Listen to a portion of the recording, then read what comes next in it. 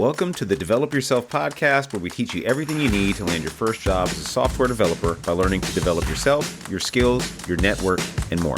I'm Brian, your host. When you're learning to code after 30, it's very different. And there's some things that no one really ever talks about that I'd like to talk about in this episode.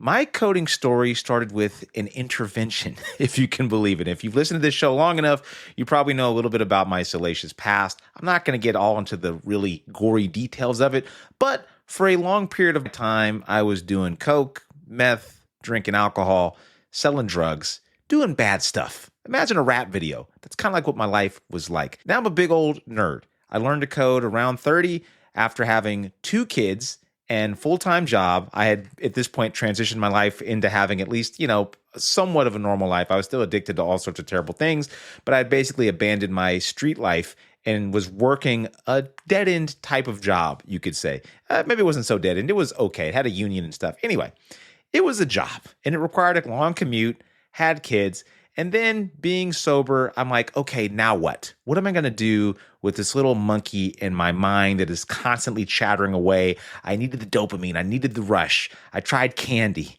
eating a bunch of sweets. I got real fat. And then I tried running, which was really, really helpful. And then I thought, I have a lot of time on my hands. Jesus. I was driving Lyft on the side because we were broke.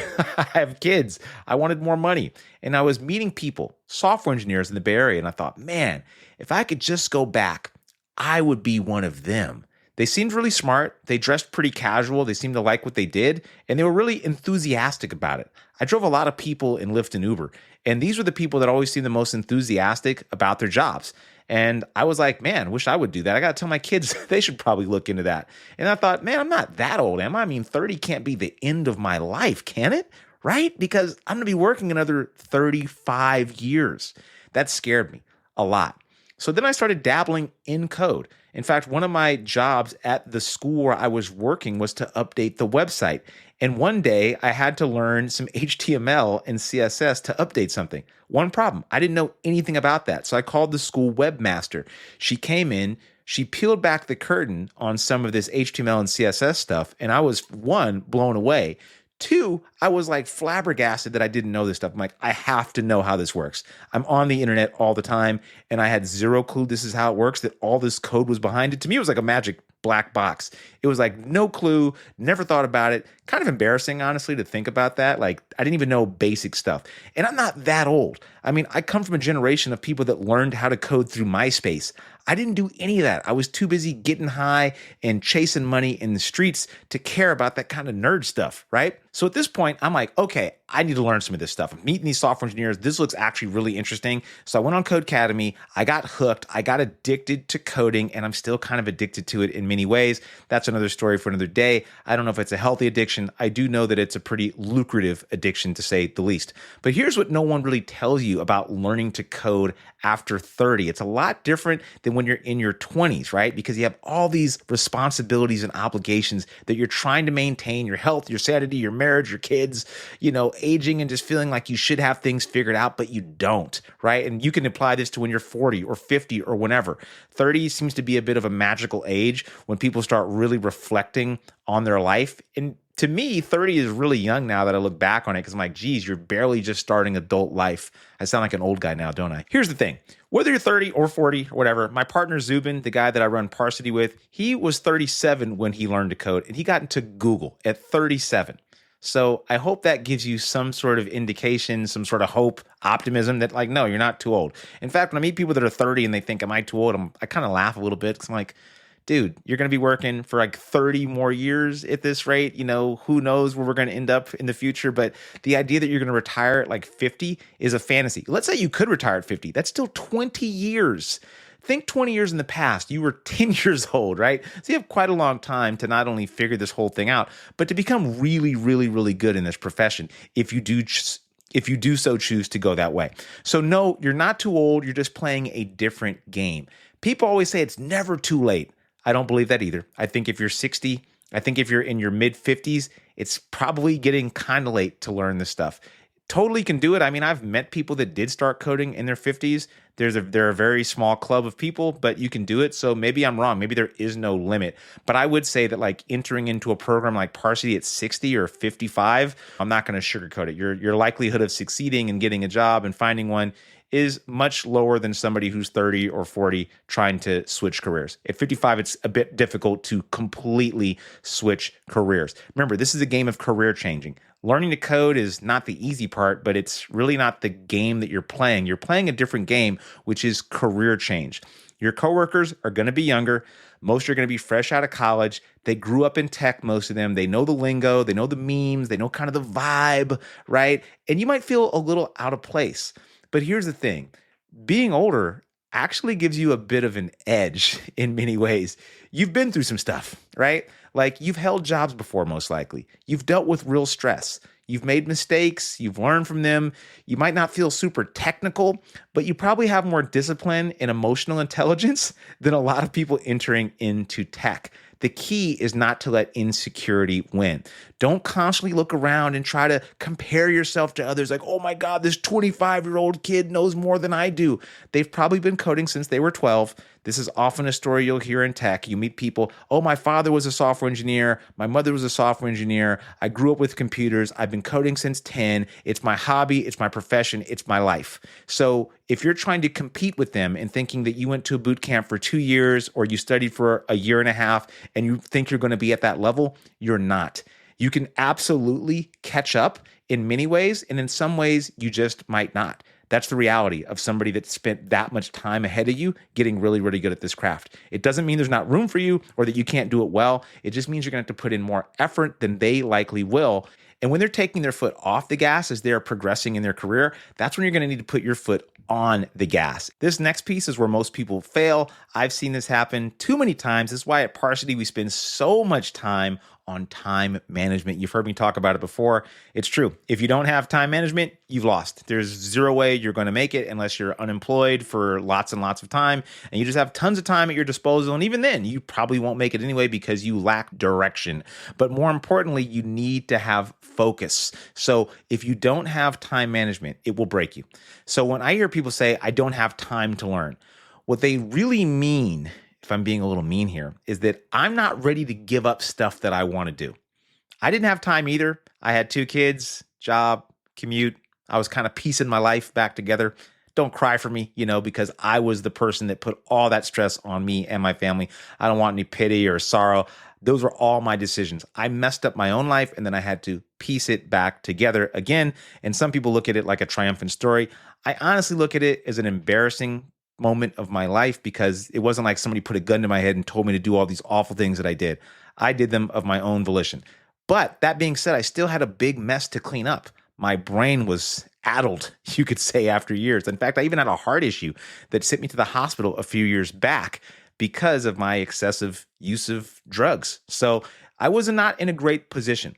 What I'm saying is, though, that we all have issues we're dealing with, like a failing marriage, an aging parent, just work stress. That alone can be something that's really difficult to deal with. I get it, but you're going to have to make this work anyway. There'll never be a correct time. There'll never be a moment where you're like, now I'm ready. Because even in that moment, 6 months down the line, something will happen. Life is going to come at you. And if you're not prepared, you're going to fail. So here's how you can win the game. You have to sneak in moments and be consistent. Study on your lunch breaks, in your car. Get Medium. Medium is like a blog subscription that you can have, and you can just read articles from people. But more importantly, you're going to have your hands on your keyboard. If you're serious, you don't need 8 hours a day. You need 2 focused hours a day or so, and a reason that's strong enough to keep you showing up. If you don't find some sort of intrinsic joy in coding, I don't think you're going to be able to set a schedule that's rigorous and actually keeps you motivated. And if you're not getting wins, if you're not building something that you're seeing the output and the results of what you're doing, I think it can also feel like you're just on this hamster wheel or like it's never really going to happen.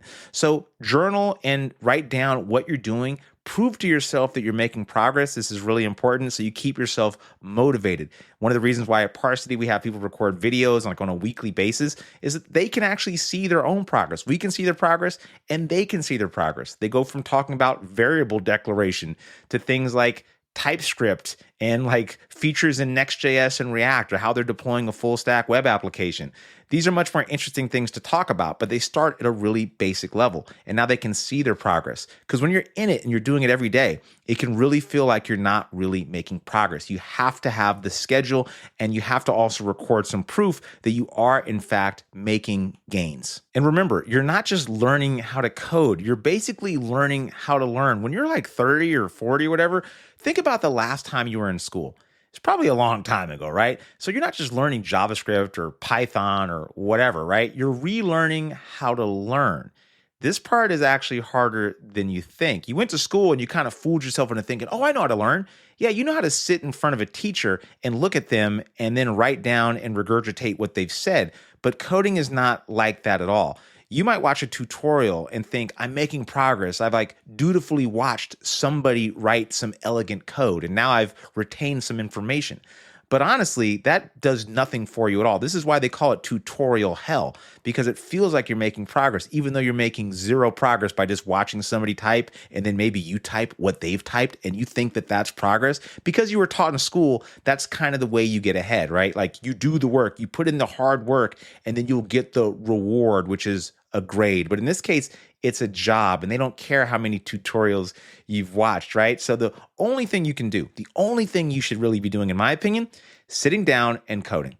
Nothing else works. You can watch the tutorials as long as most of your time is spent with the hands on the keyboard. The only way you get good at this is by doing. Type stuff, break things, fix them, get stuck, get unstuck, and understand that mistakes are not like detours, like, oh no, I've made a mistake and now I've ruined things. You kind of want to chase mistakes. That's how you learn. That's part of your curriculum, you could say, when you're learning how to code. Now, I've talked about this idea of like career change and why that's so different and kind of a powerful idea. It's really like a reinvention, which kind of made sense why I coupled it so tightly to my sobriety, because I'm like, I felt like they were both this reinvention of who I was. When I told people I was going to learn how to code and become a software engineer, crickets. No one thought that was a thing that was going to happen or make sense. Like people tried to be polite and nice, but they're kind of like, I just saw their face like, wait, what? What are you talking about, dude? Do you even own a computer? At the time, I didn't even own a computer. So I had to buy one, learn all this stuff, and after people knew my past and thought, geez, you're that guy I used to see hanging out at the liquor store down here. Or you're the guy I used to call up at 2 a.m. on a Tuesday to come deliver me all sorts of terrible stuff. Now you're what? Yeah, right. You? Hey, good luck, dude. Yeah, props to you. Good luck. So that identity shift I had to make was pretty substantial. Like, right, I went from literally hanging out with criminals in the streets to hanging out with nerds in San Francisco.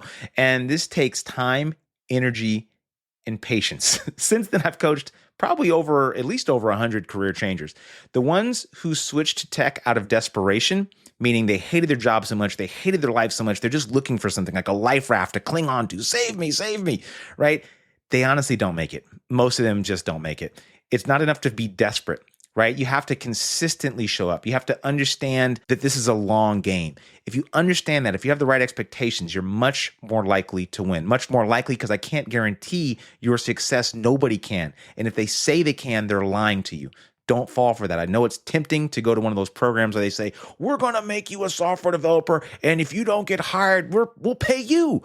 That's not how this works. This is a gamble. Be real with yourself. Be honest. This is a gamble. This is a grind. And this is a shot at a better future if you're willing to earn that shot. It's totally doable. people have done much more difficult things than change careers. Understand that, right? This is not some crazy game like winning the lottery or getting like a six-pack if you're a 600-pound man, which is also a doable thing. This is changing your career. Let's not overblow it, right? It's not like super easy, but it's not the hardest thing in the world. But make sure you understand that this is a risk and you are taking a risk. The nice thing is, though, when you're gambling on yourself by teaching yourself a hard skill, I don't consider that a big risk, whether or not you get hired. Because either you'll have somebody pay you for the knowledge you've acquired, or you can use that in other ways to then make yourself money, or just to learn how to learn. Because if you've taught yourself how to code, or if you've learned the art of coding, which is a difficult skill to acquire, you can learn all sorts of things. Coding was like a gateway drug for me, right? It started off with coding, and then it started into running, exercise, reading, writing, being online, becoming a bit of a mini influencer, marketing, sales, businesses. It really opened the door to all sorts of things outside of just my hands on a keyboard typing and writing code for somebody else. It led me to learn, hey, maybe I can do all these other things that I never thought really possible. I was really overweight when I started to learn how to code. I've lost like 50 pounds since then. I became a better public speaker. I used to be deathly afraid of speaking in public. And then since then, I've just kind of learned that whatever I thought was not me or part of my identity was actually pretty much self-imposed. I'm like, well, if I learned this hard skill and I got into this industry and I'm learning how to do this stuff and I'm hanging with these nerds that are way smarter than me and I'm somehow keeping up, what else can I do? So it really was this gateway drug for me. And I see that for a lot of people. I'm not unique in that aspect at all. I've seen people completely change their lives. There's a few people I've met that have gone from like prison into software development. And then they've gone like the influencer route, which is like making content. And I don't like to say influencer in this derogatory way or anything. I mean, this is an actual thing you can do now. You can be an influencer. And influence is an important thing. Learning how to articulate yourself, talk about technically complex things. These are really good skills to have, whether in tech or really in any industry you can think of. So look at coding as not like the end all be all. Look at it as potentially the end game, but also look at it as maybe just a stepping stone to something that you don't quite know yet or not in your favor, from just keeping it real with you. But they never are for people doing something hard. That's the deal. This is the barrier to entry. This is the price for admission to play the game. The odds are not going to be 100% in your favor. Learning to code is hard. And yes, learning to code after 30 is even more difficult. But you know what's even worse than that? Staying stuck in a life you just don't want. So you can kind of choose which hard you want. You can either have the hard of a life that you don't particularly like, that you're used to, or you can have the hard of taking a chance on yourself, losing time, hours, and money to potentially not get the outcome you really, really want. Now, this is the weird thing. I can't guarantee anything, but I've yet to see somebody that actually learned the skills, was good at what they did, and over a long enough time horizon, didn't find themselves in a job. Remember, this is not like winning the lottery here. This is finding a job. Okay, so let's just keep it real on that too. There's a lot of really terrible coders out there from really awful boot camps. You're not competing with them. They're not even on the map. So don't think that the competition is so fierce that you can't get a job. You're really overestimating everybody a lot and likely underestimating yourself. But if you're interested and you're thinking about learning to code, just do it, right? Forget AI, forget all the news headlines. You and I don't know the future. We don't know what's going to happen. But you shouldn't let news cycles dictate your future. I really hope that's one big takeaway you have, because I suspect that another 5 years from now, we're going to need more and more software developers. And I think that we have a generation we're scaring off, including people that are my age that should be getting into this profession. We need more adults in the room.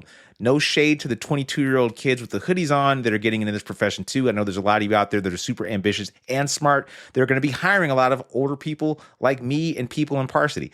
But I'm saying we need people like you that are listening to this show, that are older, that have experience, that have wisdom to be in this game. Right? I really do think that's important. Whether or not you choose to go to Parsity, whatever. If you're doing Odin Project or you're doing your own thing, hey, major props to you. Parsity's small. We couldn't take you all, even if we wanted to. But whatever path you choose to go, just choose a path. Understand the pros, the cons, and the risk that you're taking, and make an informed decision. Always hope that's helpful. See you around. That'll do it for today's episode of the Develop Yourself podcast. If you're serious about switching careers and becoming a software developer and building complex software and want to work directly with me and my team, go to parsity.io.